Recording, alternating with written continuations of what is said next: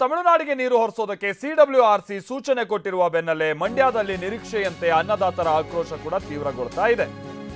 ರೈತ ಸಂಘದಿಂದ ಸಿಡಬ್ಲ್ಯೂಆರ್ಸಿ ವಿರುದ್ಧ ಪ್ರತಿಭಟನೆ ನಡೀತಾ ಇದೆ. ಶ್ರೀರಂಗಪಟ್ಟಣದಲ್ಲಿ ಹೆದ್ದಾರಿಯನ್ನ ತಡೆದು ಪ್ರತಿಭಟಿಸ್ತಾ ಇದ್ದಾರೆ. ಬೆಂಗಳೂರು ಮೈಸೂರು ಹಳೆ ಹೆದ್ದಾರಿಯಲ್ಲಿ ಪ್ರೊಟೆಸ್ಟ್ ನಡೀತಾ ಇದೆ. ವಾಹನಗಳನ್ನ ತಡೆದು ಪ್ರತಿಭಟನೆ ನಡೆಸ್ತಾ ಇದ್ದಾರೆ ರೈತರು. ಬಟ್ ಏನು ಅಂತಾರೆ, ಎಕ್ಸ್ಪ್ರೆಸ್ ವೇಯಲ್ಲಿ ಏನು ಪ್ರತಿಭಟನೆ ಆಗ್ತಾ ಇದ್ದಂಗಿಲ್ಲ. ಹಾಗಾಗಿ ಬೆಂಗಳೂರು ಮೈಸೂರು ಓಡಾಡುವಂಥವ್ರು ಈ ಹಳೆ ಮಾರ್ಗದಲ್ಲಿ ಓಡಾಡಿದ್ರೆ ಸ್ವಲ್ಪ ನೋಡ್ಕೊಳ್ಳಿ, ಯಾಕಂದ್ರೆ ಟ್ರಾಫಿಕ್ ಜಾಮು ಸಮಸ್ಯೆ ಉಂಟಾಗ್ಬೋದು. ಕಾರಣ ಅಂತ ಅಂದ್ರೆ ರೈತರು ಪ್ರತಿಭಟನೆಗೆ ಇಳಿದಿದ್ದಾರೆ. ನಮ್ಮ ಬೆಳೆಗಳಿಗೆ ನೀರಿಲ್ಲ, ಇಲ್ಲಿ ಕುಡಿಯೋಕೆ ನೀರಿಲ್ಲ, ಅಂಥದ್ರಲ್ಲಿ ತಮಿಳುನಾಡಿಗೆ ನೀರು ಬಿಡಬೇಕು ಅಂತ ಹೇಳ್ತಿದಾರಲ್ಲ. ನಮ್ಮ ತಲೆ ಮೇಲೆ ಚಪ್ಪಡಿ ಹಾಕೋ ಕೆಲಸ ಮಾಡಿದ್ದಾರೆ ಅಂತ ಹೇಳ್ಕೊಂಡ್ಬಿಟ್ಟು ನೋಡಿ, ಅಲ್ಲಿ ತಲೆ ಮೇಲೆ ಇಟ್ಕೆಗಳನ್ನ ಇಟ್ಕೊಂಡು ಹೀಗೆ ಪ್ರತಿಭಟಿಸ್ತಾ ಇದ್ದಾರೆ. ವಾಸ್ತವ ಸ್ಥಿತಿ ಏನು ಅನ್ನೋದನ್ನ ಅರ್ಥ ಮಾಡ್ಕೊಳ್ಳಿ. ಅವರು ತಮಿಳುನಾಡಿಗೆ ನೀರು ಹೆಚ್ಚಾಗಿ ಅವ್ರು ಹೆಚ್ಚುವರಿ ನೀರನ್ನ ಸಮುದ್ರಕ್ಕೆ ಕಳಿಸ್ತಾ ಇದ್ದಾರೆ.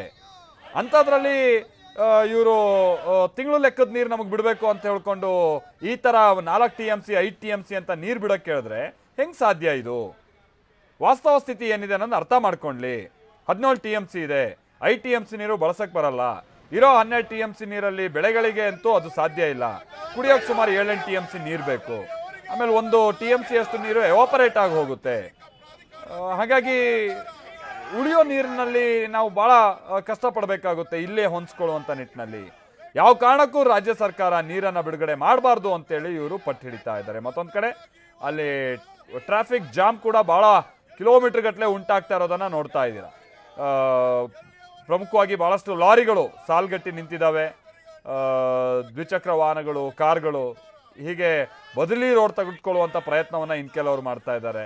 ಕಾರಣ ಅಂತಂದ್ರೆ ರೈತರು ರಸ್ತೆ ತಡೆದು ಪ್ರೊಟೆಸ್ಟ್ ಮಾಡ್ತಾ ಇದ್ದಾರೆ. ಆ ಕಾರಣ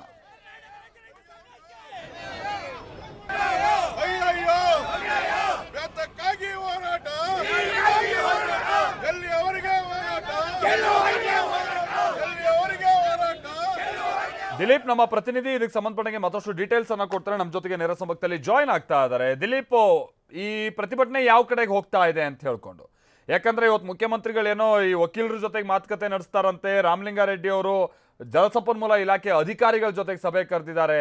ಸರ್ಕಾರದ ಮೇಲೆ ಏನಾದ್ರು ಇವರು ಭರವಸೆ ಇಟ್ಟು ಗಡುವು ಕೊಟ್ಟು ಪ್ರತಿಭಟನೆ ನಿಲ್ಲಿಸ್ತಾರ, ಇದು ಹೀಗೆ ಮುಂದುವರ್ಕೊಂಡು ಹೋಗ್ತಾ ಇರುತ್ತಾ ಅಂತ? ಯಾಕಂದ್ರೆ ಹಿಂದೆ ಎಲ್ಲ ನಾವು ನೋಡ್ಬಿಟ್ಟಿದೀವಿ ಈ ತರದ್ದು ಸರಣಿ ರೂಪದಲ್ಲಾಗಿರುವಂತ ಪ್ರತಿಭಟನೆ. ದಿಲೀಪ್, ಖಂಡಿತವಾಗೂ ಮಾಲ್ತೇಶ್, ಪ್ರತಿಭಟನೆ ಕಾವು ಹೆಚ್ಚಾಗ್ತಾನೆ ಹೋಗ್ತಾ ಇದೆ. ಪ್ರತಿ ಗಂಟೆಗೂ ಕೂಡ ಸಂಘಟನೆಗಳು, ವಿವಿಧ ಸಂಘಟನೆಗಳು ಸಾಥನ್ನು ಕೊಡ್ತಾ ಇದ್ದಾರೆ. ಬೆಳಿಗ್ಗೆಯಿಂದಲೂ ಕೂಡ ನಿರಂತರವಾಗಿ ಪ್ರತಿಭಟನೆಯನ್ನು ಮಾಡ್ತಾ ಇರುವಂಥದ್ದು. ಈಗ ಸಂಜೆ ಋತುದಲ್ಲೂ ಅದೇ ರೀತಿಯಂಥ ಪ್ರತಿಭಟನೆ ಮುಂದುವರೆದಿರುವಂಥದ್ದು. ಕನ್ನಡ ಪರ ಸಂಘಟನೆಗಳು ಜೊತೆಗೆ ರೈತ ಪರ ಸಂಘಟನೆಗಳು ಎಲ್ಲರೂ ಕೂಡ ಒಂದು ಪ್ರತಿಭಟನೆಯಲ್ಲಿ ನಡೆಸ್ತಾ ಇರುವಂಥದ್ದು. ಈಗೆಲ್ಲವೂ ಕೂಡ ದೃಶ್ಯವನ್ನು ತೋರಿಸ್ತೇನೆ. ನಿಜಕ್ಕೂ ಕೂಡ ಹೆದ್ದಾರಿಯನ್ನು, ಹಳೆ ಮೈಸೂರು ಹೆದ್ದಾರಿ ಏನಿದೆ, ಬೆಂಗಳೂರು ಹೆದ್ದಾರಿ ಇದೆ, ಸಂಪೂರ್ಣವಾಗಿ ಬಂದ್ ಮಾಡಿದ್ದಾರೆ. ಬಂದ್ ಮಾಡಿ ಒಂದು ಪ್ರತಿಭಟನೆ ಮಾಡ್ತಾ ಇರುವಂಥದ್ದು. ಕನ್ನಡ ಪರ ಸಂಘಟನೆಗಳು ಕೂಡ ಈ ಒಂದು ಪ್ರತಿಭಟನೆಯಲ್ಲಿ ಭಾಗಿಯಾಗಿದ್ದಾರೆ.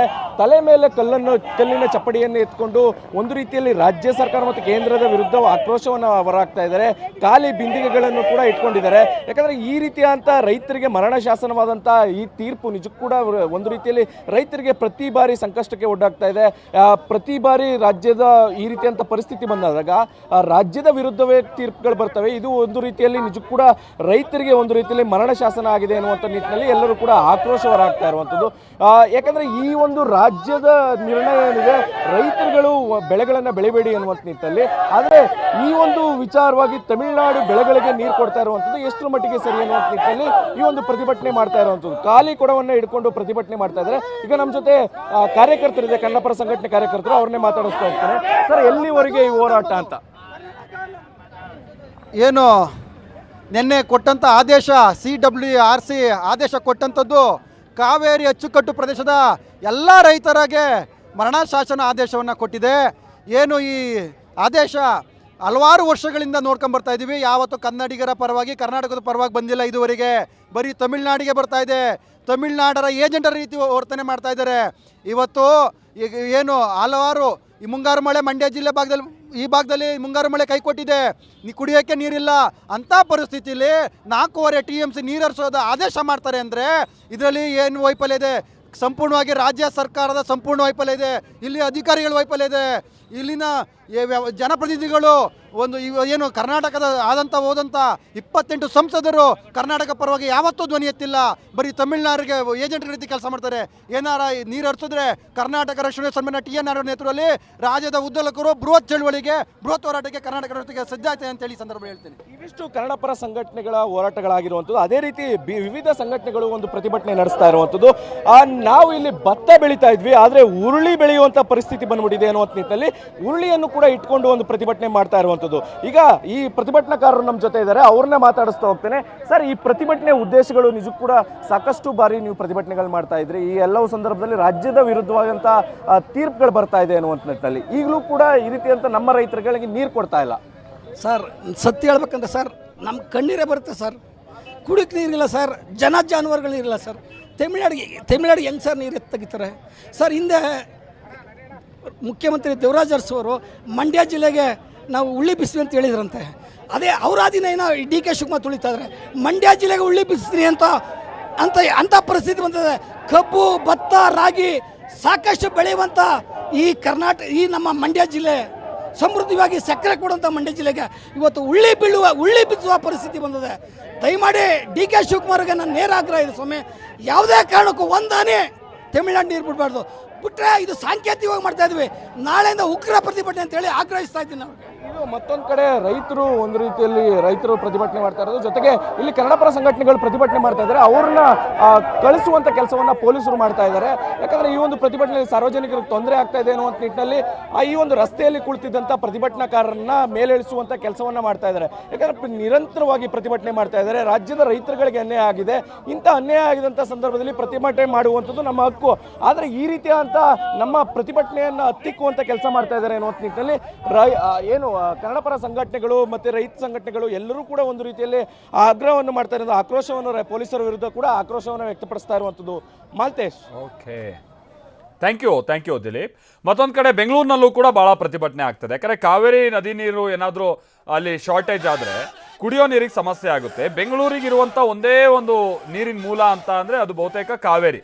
ಈಗಲೂ ಸ್ಟೇಜ್ 4, ಸ್ಟೇಜ್ 5 ಅಂತ ಅದು ಮುಂದುವರ್ಕೊಂಡು ಹೋಗ್ತಾ ಇದೆ. ಎಷ್ಟೋ ಏರಿಯಾಗಳಿಗೆ ಇನ್ನೂ ಕಾವೇರಿ ನೀರು ಬಂದಿಲ್ಲ, ನಿಮ್ಗೆ ಗೊತ್ತಿರ್ಬೋದು. ಇನ್ನು ಕಾವೇರಿ ನೀರಿರುವಂಥ ಏರಿಯಾಗಳಲ್ಲೂ ಕೂಡ ಈಗ ನೀರು ಏನಾದ್ರು ಅಭಾವ ಉಂಟಾದರೆ ವಾರಕ್ಕೊಂದು 15 ದಿವಸಕ್ಕೊಂದ್ಸಲ ಅಂತ ನೀರು ಬಿಡುವಂಥ ಸನ್ನಿವೇಶ ಬರ್ಬೋದು.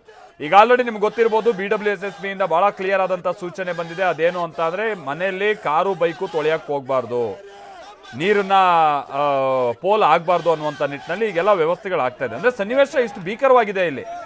ಆದರೆ ಇದ್ರ ನಡುವೆನೇ ಇವರು ಹೀಗೆಲ್ಲ ನೀರು ಬಿಟ್ಬಿಡಿ ಅಂತ ಅಂದರೆ ವಾಸ್ತವ ಸ್ಥಿತಿಯನ್ನು ನೋಡಿದ್ರೆ ಭಾಳ ಸಮಸ್ಯೆ ಆಗಿಬಿಡುತ್ತೆ ಅಂತ ಹೇಳ್ಕೊಂಡ್ಬಿಟ್ಟು ಈಗ ಬೆಂಗಳೂರಿನ ಹಲವು ಭಾಗಗಳಲ್ಲೂ ಕೂಡ ಪ್ರತಿಭಟನೆ ನಡೀತಾ ಇದೆ. ಮಂಡ್ಯದಲ್ಲಿ ನಡೆದಿದೆ, ಮೈಸೂರಿನಲ್ಲಿ ನಡೆದಿದೆ. ಮೈಸೂರಿನಲ್ಲಿ ಹಲವು ರೈತರನ್ನು ವಶಕ್ಕೆ ಪಡೆಯಲಾಗಿದೆ. ಚಾಮರಾಜನಗರ ಜಿಲ್ಲೆಯ ಹಲವು ಭಾಗಗಳಲ್ಲೂ ಕೂಡ ಪ್ರತಿಭಟನೆ ಆಗಿದೆ. ಹೀಗೆ ಭಾಳಷ್ಟು ಕಡೆ ಆಗ್ತಾ ಇದೆ ಪ್ರತಿಭಟನೆ.